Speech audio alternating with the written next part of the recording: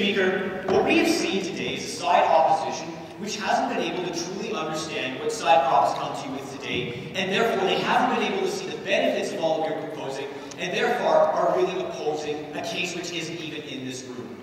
And it's because of this strangeness that we on side props still propose our case today, that we believe that government should be imposing democracy when it is the expressed will of its people to do so.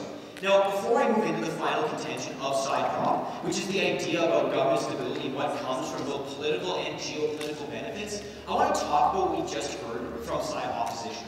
And I'll start with what they tried to do to deal with our model. And first of all, what we outlined for you on Side Gov was to look at the current situation. We wanted to look at places where it was pretty obvious to tell that it was the expressed will of a certain country's population to transition to democracy and to transition away from current dictatorships or corrupt regimes. And we on Side Prop still feel that this is very adequate. And side opposition clashed against this by talking about when we invaded Iraq. But what they failed to understand is that we didn't invade Iraq because they wanted democracy.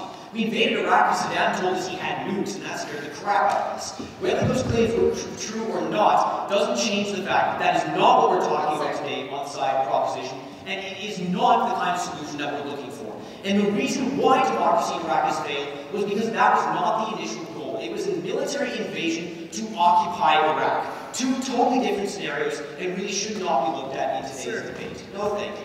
Now, let's continue to talk about what we just heard from side opposition in their contentions.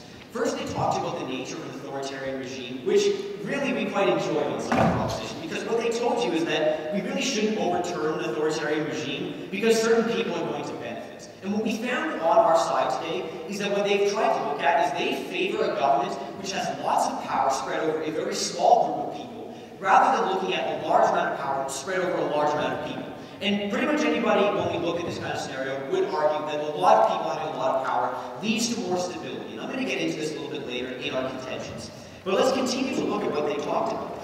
They talked about the fact that we were going to have to deal with consequences, and that these authoritarian regimes are going to be hurt by it. When A, that was the point, and B, we had to look at the structure itself. They talked about the fact that governments are prospering under authoritarian regimes. But what we didn't look at was the fact that when we look at it, of course the government is doing great because their people are suffering. It's the entire reason why the Arab Spring happened, and it's the entire reason why revolutions are happening all around the world. It's because they want that power to be shifted and they want the balance to change. So what we've really done for you today on Side Gov is we've looked at countries which do have expressed will to transition to a democracy.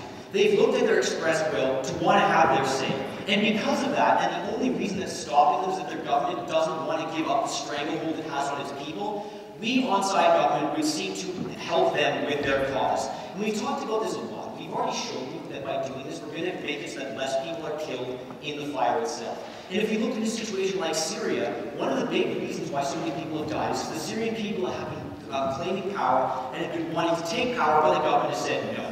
What we would be doing on side ops case is saying, well, the government said that they're not going to give up power, so that's good. Let's deal with it. And we on side prop want to stay as far away from this as possible. What we want to do is we want to impose the entire nature of democracy, which is that your people have a voice. And even if it is the express will of those people to have some kind of a corrupt dictator, that can happen too. Which leads me very well into the major third contention of side proposition, which is the idea of governmental stability and the political and geopolitical benefits that come from it. So what we found on side government is that there are two big benefits. There are local political issues and there are geopolitical issues. Let's start with the first one. Now, first of all, what we've looked at is that internal politics are often being ignored when it comes to these dictatorships and corrupt regimes. Because the entire nature of a corrupt regime is that it only thinks about itself. When your entire job is to promote a social policy which is in the benefit to its people, we on side proposition would feel that that would be the best imposed if it was imposed by the people itself. Yes. How can we see Iraq or Afghanistan, which are imposed democracies, as being stable or contributing to stability in the geopolitical region? We would agree that there are some issues in Iraq and Afghanistan, but as we've already shown you, first of all, that situation is not completed, and second of all, they're two totally different military issues. And as I've already talked to you about in the case of Iraq, that it wasn't about imposing democracy, it was that America was scared of being nuked. And whether that wasn't true or not, that's what caused it, and that's why the idea of imposing democracy didn't work. But let's continue on with looking at these political issues. So as I've already talked to you about, we've already found that internal politics are going to be better represented if we're looking at democracies, because it's going to allow more people to have a voice. If we look further into that idea, it actually has serious governmental benefits as well. What Alex talked about earlier in one of his speeches was the fact that the entire nature of a government is to try to stay in power for as long as possible. But let's look at the situations that cause that. If we look at a current dictatorship or another one of these regimes we've talked about, the way that they maintain power is by keeping citizens out, by saying we don't want to hear your opinion, we only care about ourselves, and that is all that we're concerned about. Let's look now into democracy. How is it that a political party in a democracy keeps power? It does things that benefit its citizens, or else they will be voted out. So Side-Op really can't come to us today and say that local issues will be better under a dictator. Because as we've already shown you on Side Proposition, it is better for local issues, it is better for the individual person, if the individual person is being represented over an authoritarian regime which only cares about itself. Yes? Why do we need to invade a country to impose democracy if these people are actually willing to change already? Because the people are willing to change, but the government is not. That's what we keep talking about. If it is the will of a certain people to transition into democracy and they can pull it off without our help, that's great. But the problem is that what we've seen in recent years is that that's not the case. And that when we look at the situations, especially like what's going on in the Arab Awakening, that they do need governmental support and they do need our help. And that is why we on Side Proposition have continued to support this resolution down the bench. And it is because because we want to represent the people that we stand before them today. Now finally, let's continue to look at the biggest issue that comes from today, which is the geopolitical benefits and how it actually benefits the foreign relations of this country if they're dealing with a democracy. Now, there's some really obvious ones we have to put down right away, which is first, the West will be more happy negotiating with a democracy than an authoritarian regime.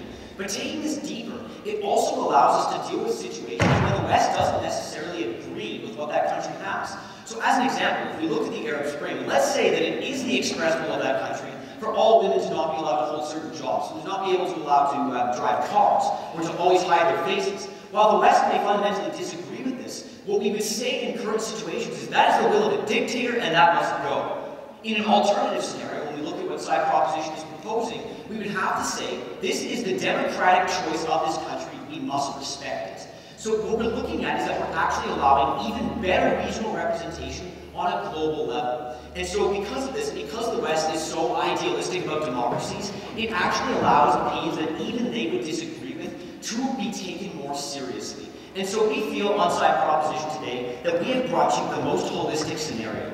We've looked at the idea of freedom and what comes from it, and that democracy clearly is the strongest argument for it. We've talked about protecting the people who are trying to overthrow this government, and that something like so many deaths in Syria wouldn't happen if we were helping them.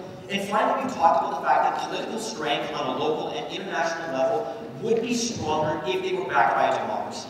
And so for all of these reasons, we on Side Proposition would seek to free the people and would continue on with this crusade. Thank you.